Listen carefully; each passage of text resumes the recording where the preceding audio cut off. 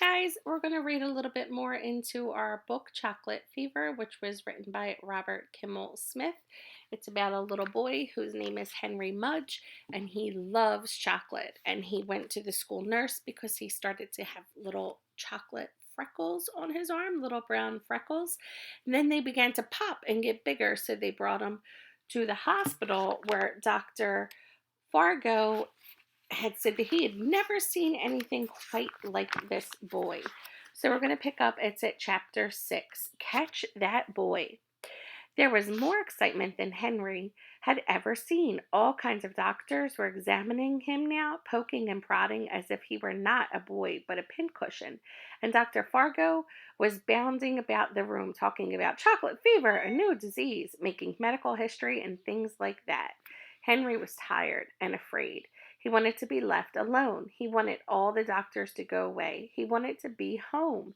He wanted, in fact, to be just about any place except the hospital. So he did something very simple, something his heart told him he had to do to survive. He jumped off the examining table and began to run. In a flash, he had bolted through the doorway and was running down the long corridor. Behind him, he heard shouts of, "Stop and catch that boy!" Two nurses at the end of the corridor tried to catch him, but Henry quit. But Henry was simply too quick. He dodged past them and darted down the stairway. Down, down, down, down he went, down 3 whole flights of steps and out into the main lobby of the hospital. Ahead of him, a guard at the door held out an arm. Running as fast as he could, Henry crashed through his grasp and into the street. Without pausing to think where he was headed, Henry ran. And as he was about to turn the corner, he looked back. There was a whole army of people pursuing him. Doctors in white coats. See them all chasing after Henry? Nurses, guards blowing whistles, policemen waving their arms, and behind them he could see Dr. Fargo. Henry didn't want to see any more. "Legs," he said, "don't fail me now." And with that, he turned the corner and took off down the street. He ran and ran and ran until he had no breath, and then he ran some more, his legs flashing in the afternoon sun. Henry darted down one street and up another. He had no idea where he was going. He had no idea of where he was going, but still he kept running. People stared at him as he whizzed by. A few even raised their hands as if to stop him or say something, but Henry kept right on running. After a while, he couldn't see or hear any of the people running after him. I must be far ahead of them by now, Henry thought. But suddenly, up ahead at the corner, a police car flashed by with its siren screaming. "They must be after me," he thought with an alarm. "I'm a wanted man." Sick at heart, Henry pushed himself to run faster. His head hurt, his side hurt, his legs hurt, but he kept running. His lungs hurt, his eyes hurt, even his hair began to hurt, but Henry kept running. At last he could run no more. He was finished, done. He had to rest, and to rest he had to hide. Without thinking about it, Henry ran down a large grassy alley that lay between 2 white houses. At the end of the alley was a large garage with one door partly open. Henry sneaked in and looked around. There was an automobile parked inside, but not a person in sight. With his last bit of strength, he flopped down on the floor beside the automobile. "Fine mess you're in now," he thought. "You've run away from a hospital, the police are after you, your mother must be scared to death with worry, and you have a disease no one has ever heard of before." The more he thought about his predicament, the sadder Henry became. A lump rose in his throat. A tear ran down his cheek. A sob escaped from his lips, and he was crying, sobbing out loud, really crying. He cried for a few more moments because he was so sad. He cried for some because he was lost.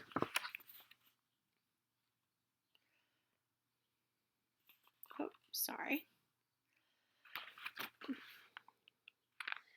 And then he cried for a long, long time because everything had become so hopeless. At last, when he could cry no more, Henry dried his eyes and tried to think out his situation. He could not go back to Dr. Fargo in the hospital. Of that he was certain. Nothing on earth or any other planet could make him do that. But what if he went home? What would his mother and father do? They would take him back to Dr. Fargo and the hospital. They would have to. Never, Henry said aloud. Never, never, never. In the dim light of the garage, Henry looked at the big brown spots on his arms and began to hate them. Stupid spots, he thought. Why did you have to happen to me? Feeling angry, he stood up and began to pace the half-empty garage. I can't go home, he thought, and I won't go back to the hospital. All right, then, I'm on my own. Somewhere there must be a place for me, a place to go until these stupid brown spots have disappeared. A place far, far away where no one has ever heard of me or the hospital or Dr. Fargo or my parents. Feeling much braver now, with things somehow settled in his mind, Henry lay down to rest for a while before setting off on his journey.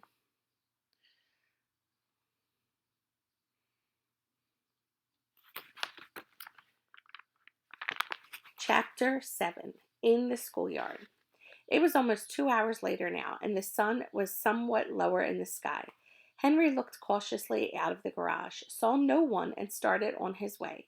He walked for a long time, trying to stay on the side streets and being careful to avoid attention. It was not easy. People kept staring at him. Henry ignored them and kept on walking. In the middle of the street, down which he was walking stood a school. Henry could see lots of boys playing in the schoolyard. He decided to walk through the schoolyard to get to the next street. As he started walking through, all the boys stopped playing basketball and pitching in and roller skating hockey to look at him. It was as if all of the noise and action had become frozen, like a movie or a TV show that stopped suddenly. Henry kept going. He was about halfway through, just about in the middle of the yard. The kids seemed to come to life again. In less time than it takes to tell about it, he was surrounded.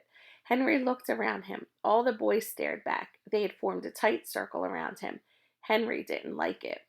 One of the tallest boys, who looked a good deal older than Henry, spoke up.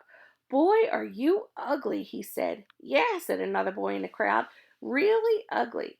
Ugly, echoed another boy. I'd better be polite, Henry thought.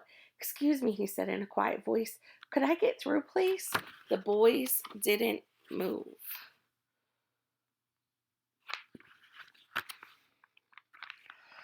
The big boy, who seemed to be the leader, spoke again. I've seen pimples before, but those are ridiculous. They're not pimples, another boy said. They're warts. Yeah, warts, said another. They gotta be warts. Now all of the boys were speaking up. Ugliest warts in the whole world. In the world? Man, they're the ugliest warts in the universe. I thought I'd seen ugly kids before, but this one is out of sight. Horrible, disgusting, revolting, and he smells too, a fat boy with glasses said. Yuck, like a stupid candy factory. Nauseating. The more the boys called him names, the worse Henry felt. He opened his mouth to say something, but nothing came out. The big boy in the crowd held up his hands to silence the others. Quiet down, you guys, he said. I want to talk to Mr. Ugly here. In a few moments, the crowd was silent. Now then, the big one said, You, Mr. Ugly, what's your name, kid? Before Henry answered, he thought carefully.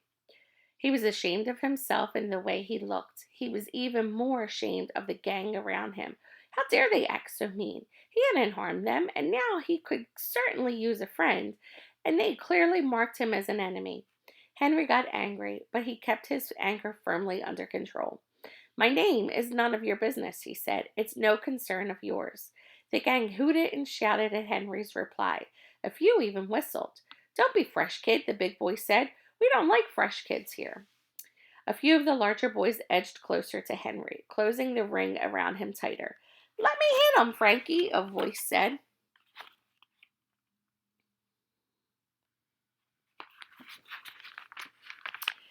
Let me get him, another boy said. Henry thought quickly. Touch me and you die, he said.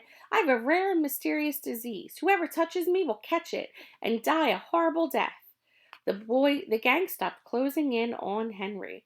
Oh, yeah, said the big boy. You expect us to believe that? I don't care whether you believe it or not, Henry said. You're bluffing. Bluffing, Henry said. Touch me and you'll find out if I'm bluffing. I have chocolate fever, one of the most horrible and catching diseases in the world. Chocolate fever, echoed the big boy. You're making it up.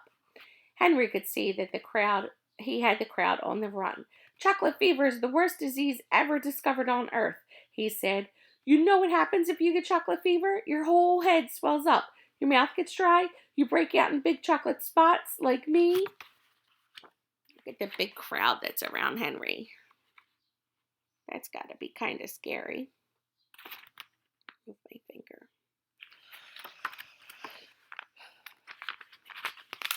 You begin to look ugly, and then really bad stuff begins. The boys were listening closely now, and the circle around him was beginning to widen, as if the gang started to back away.